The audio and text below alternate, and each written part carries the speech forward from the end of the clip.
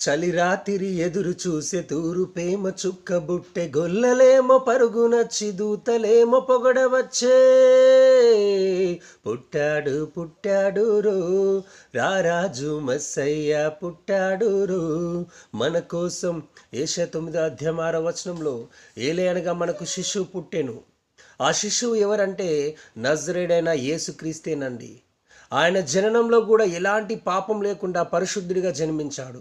ప్రవక్తలు చెప్పిన ప్రతి ప్రవచనాన్ని నెరవేర్చాడు యేసయ్య ఈ లోకంలో జన్మించి.